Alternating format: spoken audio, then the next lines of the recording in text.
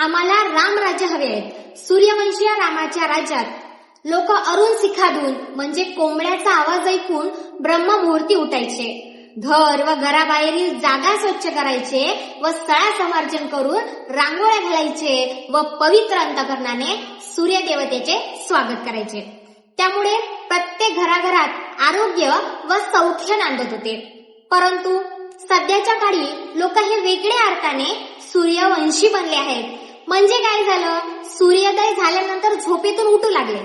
त्यामुळे गावाच्या स्वच्छतेकडे दुर्लक्ष झाले आणि समाजाचे आरोग्य हे नष्ट झाले. आज जिकडे बघता तिकडे फक्त उदासवाने वातावरण दिसू लागले. का तर जिकडे बघता तिकडे आज दुर्गंधी फैली आहे. आज आपण आपल्या गावाच्या स्वच्छतेकडे दुर्लक्ष केल्याने आज गावामध्ये आज समाजामध्ये एवढ्या वाईट बिमाऱ्या फैलल्या आहेत की आज प्रत्येक घरात एकतरी व्यक्ती असा आहे जो आपल्या आरोग्याने त्रस्त होऊ नये. वेरुळकर गुरुजी फार सुंदर म्हणतात, ग्रामसेवेसाठी कुणी घेत नाही धाव रे, ग्रामसेवेसाठी कुणी घेत नाही धाव रे, सुधारेल सांगा कसं फुलं हे गाव रे, सुधारेल सांगा कसं फुलं हे गाव रे. जोपर्यंत आपण गावाच्या विकासासाठी धाव घेणार नाही, आपण गावाच्या स्वच्छतेकडे लक्ष देणार नाही, तोपर्यंत आपल्या समाजाचं आरोग्य हे चांगलं होणार नाही. मग आपण आपल्या समाजाच्या आरोग्याकडे लक्ष देतोय का? कारण ही आजची वस्तुस्थिती आहे. आजच्या या धावपळीच्या जीवनामध्ये आज प्रत्येक व्यक्ती हा पैसा कमवण्याच्या मागे एवढा धावत आहे की त्याने आपल्या आरोग्याच्या संपत्तीकडे एवढं दुर्लक्ष केलं आहे की खूपच.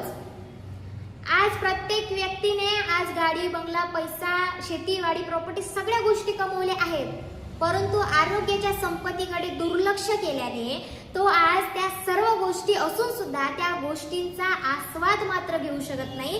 ही आजची वस्तुस्थिती आहे.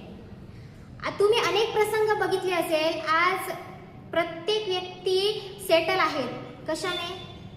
पैसा गाडी सगळ्या गोष्टीने सेटल आहे, फिट आहे, सगळ्या गोष्टी आहेत, परंतु आरोग्य जर त्याचं बघितलं ना तर ते कमकुवत आहे. का तर त्याने पैसा तर कमवला आहे, परंतु आपल्या स्वतःच्या आरोग्याकडे एवढं दुर्लक्ष केलं आहे ना की तो आज सगळ्या गोष्टी असून सुद्धा तो खाऊ पिऊ शकत नाही. ही आजची कंडिशन आहे. म्हणून माझं सांगणं एवढंच आहे की आरोग्याला जपा, आपल्या आरोग्याच्या संपत्तीकडे लक्ष द्या. कारण माणूस हा गुण नाही, माणूस हा गुण नाही, त्याचं काम गोड आहे. मी असं का म्हणतेय, जेव्हा आपण म्हातारे होऊ ना, आपण भलायच्याही काही गोष्टी करत नसेल पण आपलं आरोग्य चांगलं आहे, आपण निदान आपलं तरी करू शकतो ना, तेव्हा इतरांना त्याचा त्रास होणार नाही ना, मग घरचे आपल्याला बोलणार नाही. पण जेव्हा आपण आरोग्याने खूपच त्रस्त होऊन आहोत, आपलं करायला कोणीतरी घरचे सर्व लागतात, तर तेव्हा सगळे घरातला कुटुंब सुद्धा आपलं करायला त्रास करतं. का तर आपण आपल्या आरोग्याची सुरुवातीला काळजी घेतली नाही, म्हणून आज आपल्याला ते दिवस भोगावे लागतात. म्हणून आरोग्याच्या संपत्तीकडे लक्ष द्या, कारण आरोग्य हीच खरी माणसाची खरी संपत्ती आहे. मित्रांनो, एक उदाहरण आठवलं. काय झालं, दोन मित्र होते. एक मित्र खूप श्रीमंत होता आणि एक गरीब होता, म्हणजे सर्वसाधारण होता. त्या श्रीमंत मित्राकडे घर गाडी बंगला पैसा शेती वाडी प्रॉपर्टी सगळ्या गोष्टी होत्या, परंतु त्याचं आरोग्य चांगलं नव्हतं. एक दिवस श्रीमंत मित्राने गरीब मित्राला म्हणजे सर्वसाधारण मित्राला विचारले, अरे तो म्हणाला तसा त्या गरीब मित्राला, अरे आज माझ्याकडे घर गाडी बंगला सर्व गोष्टी आहे, मी सर्व गोष्टी विकत सुद्धा घेऊ शकते, मात्र मी माझं आरोग्य विकत घेऊ शकत नाही. जसं माझं पूर्वीसारखं माझं आरोग्य होतं तसं मी ते आरोग्य आता मिळवू शकत नाही. का तो म्हणाला असा? कारण त्याने सगळ्या गोष्टी कमवल्या, सगळ्या गोष्टीकडे लक्ष दिलं, परंतु त्याने आरोग्याच्या संपत्तीकडे दुर्लक्ष केलं.